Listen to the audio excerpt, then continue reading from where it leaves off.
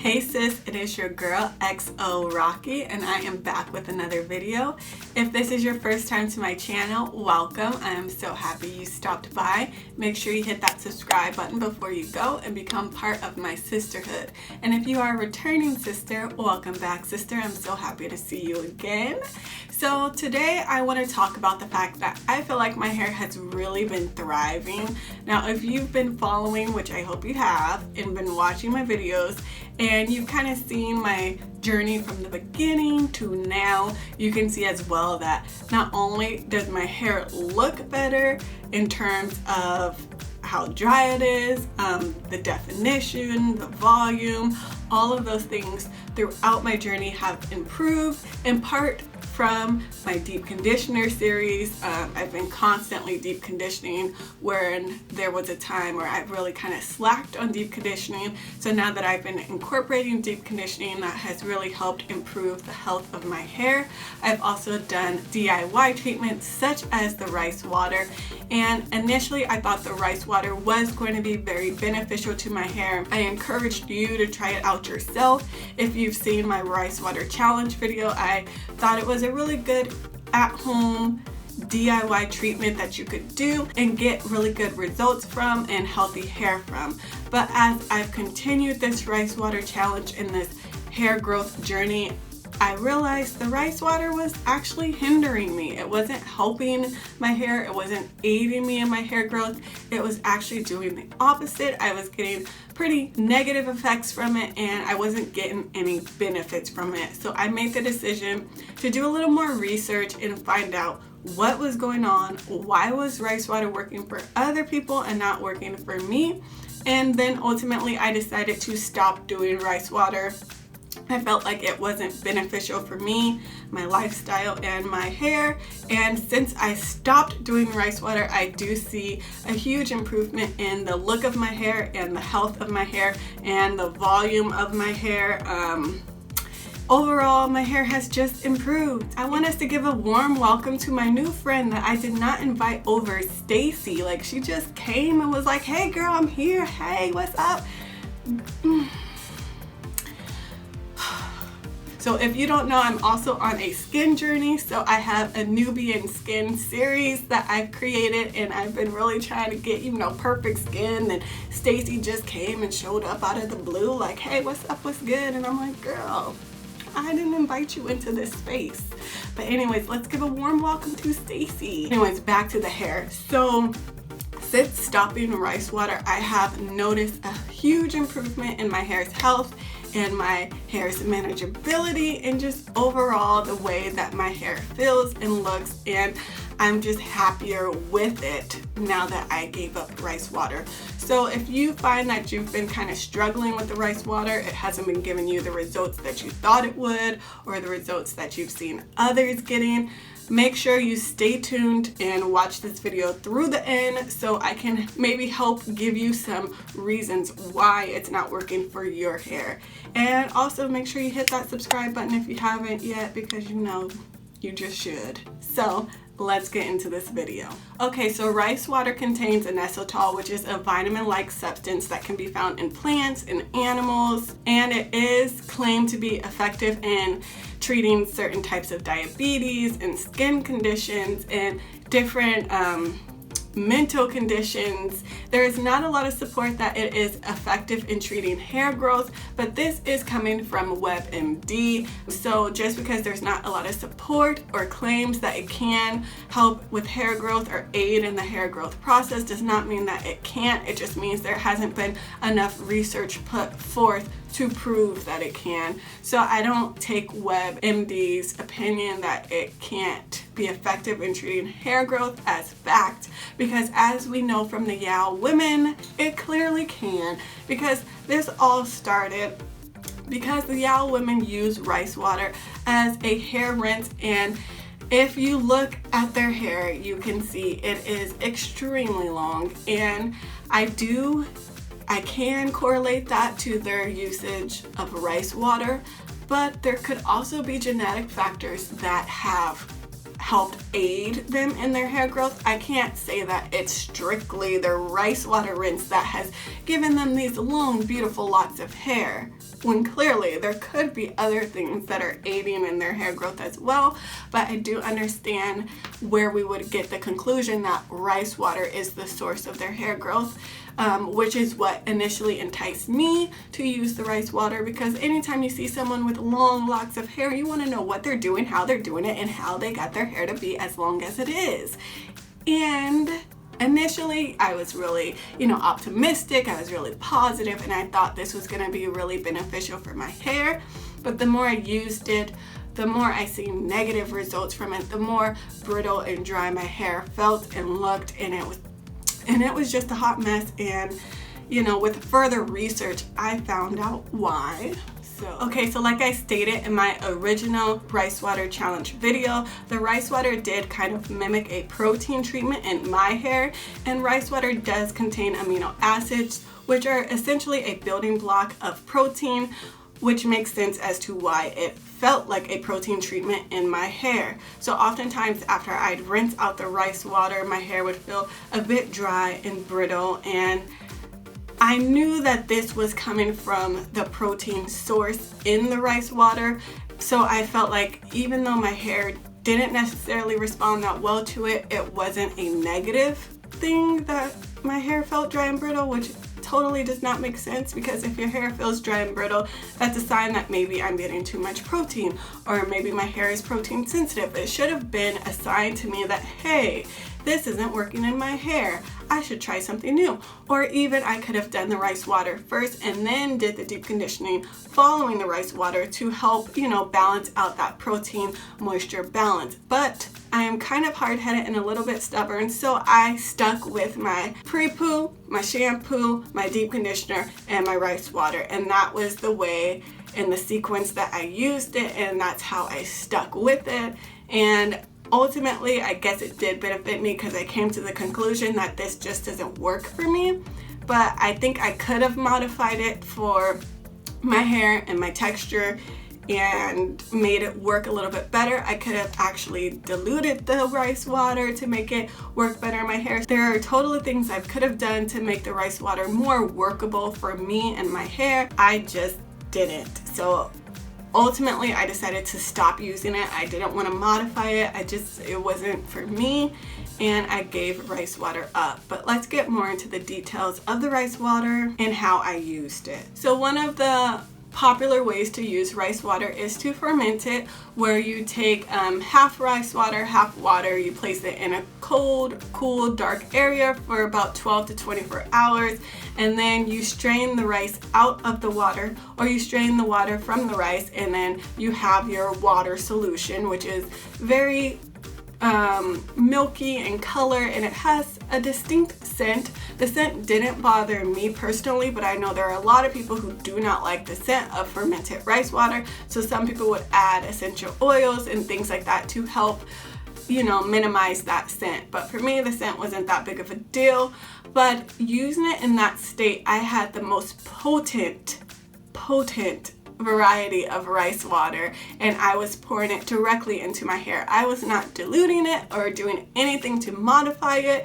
I was just going straight from the fermented rice water straight into my strands of hair, and then letting it sit on my hair for about 30 minutes to an hour. And sometimes I would even actually sit under my hooded dryer to open my cuticles and allow the rice water to penetrate my strands even further. So I was using it at full strength, and I was using it consistently every wash day, and I was maximizing the rice water, which for a lot of people would be beneficial. But because I am low porosity and I have very fine strands that can't really take too much, it was actually not beneficial for my hair at all. So as you know, if you do have low porosity hair, we have a hard time getting our cuticles to open. Our cuticles are tightly sealed, closed, and you need to use heat to open those cuticles. And I was doing that. I was sitting under my hooded dryer and I was opening my cuticles to allow the rice water to penetrate my hair, and then I would find after I'd rinse it out, my hair would feel dry and brittle, and my styling products could not combat that either. So my hair didn't feel very moisturized after I'd style my hair. It would still feel very dry and brittle and be pretty frizzy. So what I actually didn't know is that by fermenting, I was using the rice water in a more acidic state, which means the pH was not balanced in my hair at all, because I didn't understand the fact that I was using something that was too acidic in my hair and not balancing it out with something that was a little more basic. So my pH was off. I was using a super strong protein treatment. And although my hair is not protein sensitive, the amount of protein, because I was using it in a fermented state at full strength, was just way too much for my hair. Like I said, my hair was very dry, very brittle, and I started to get straight ends on my hair. Like, I actually was losing coiling, I was losing elasticity, my hair was pretty brittle, and I was just getting all the negative side effects that you could receive from this DIY treatment and none of the positive. So I was not gaining anything positive from this treatment, and I do believe it's because I used it at full strength, I did not balance the pH, and I just in my own way was being stubborn and not modifying it to work better for my hair. So it just didn't work. There was no way that in the state that I was using it, I could have had success from this treatment.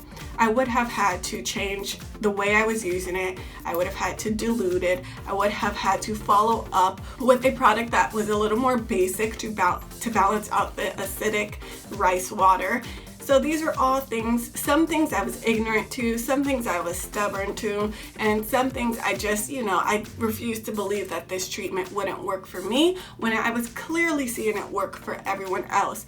And there's also a portion of this which is which I mentioned in my initial rice water challenge video, is that not everyone who tells you something works well for them is giving you an honest view, especially if they don't use it consistently. So sometimes we'll watch someone who has waist length hair and they'll say, oh, I used the rice water treatment and that's how my hair got this long. But how long have they been using it? When did they start using it? How often do they use it? How do they use it? And in what ways has it benefited their hair? Was their hair waist length before they started using the treatment? So how can I say that them saying that the rice water is what grew their hair is actually true?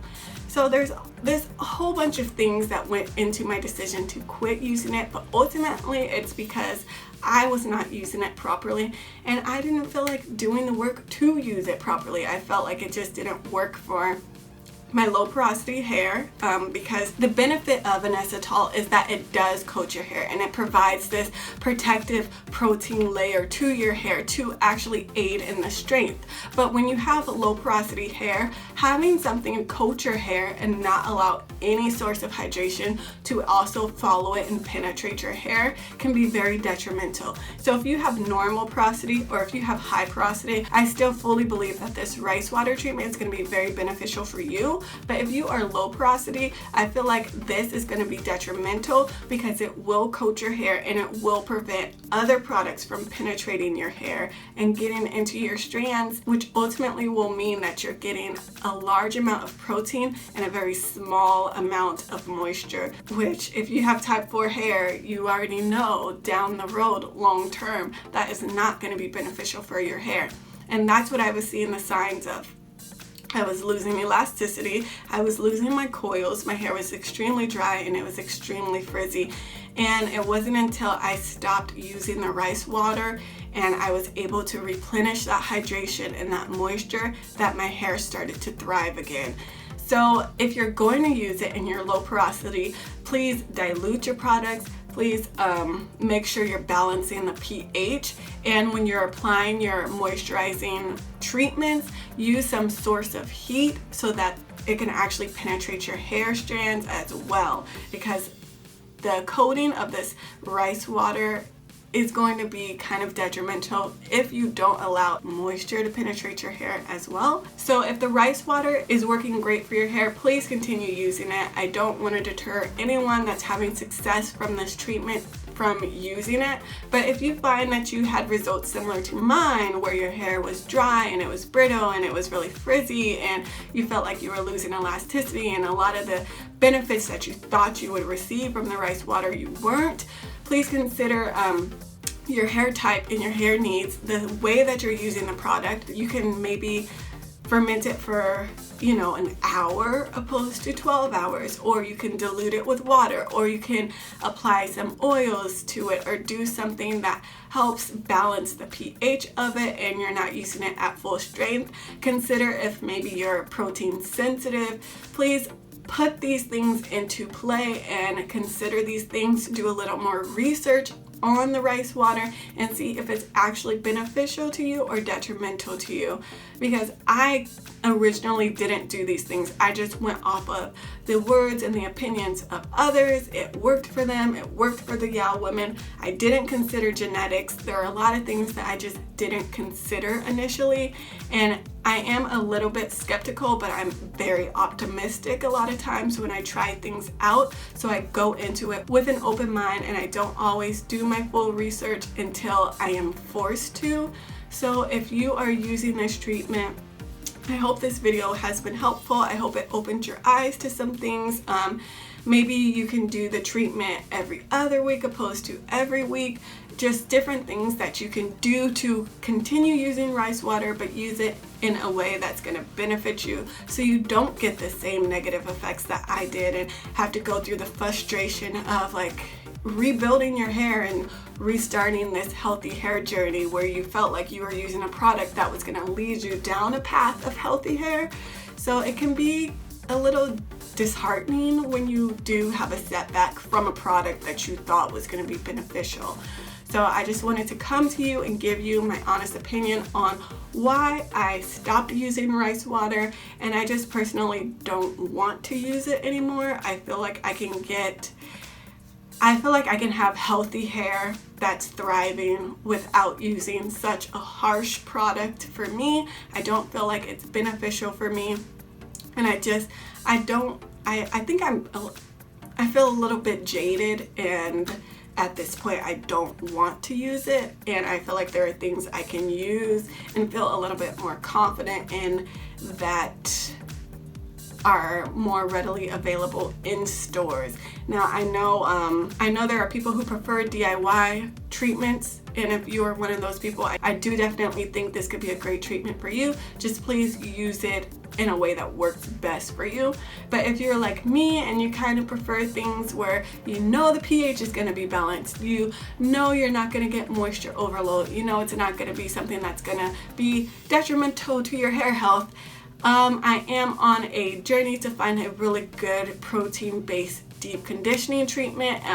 Those videos are in my deep conditioning series videos, so if you go to that playlist you can find some of those, so make sure you check those out because I am on a hunt for the perfect deep conditioning protein-based treatment. So I hope this video has been helpful. I hope you learned something new. As always, please like, comment, share, and subscribe because I'd love to have you. But until next time, see ya.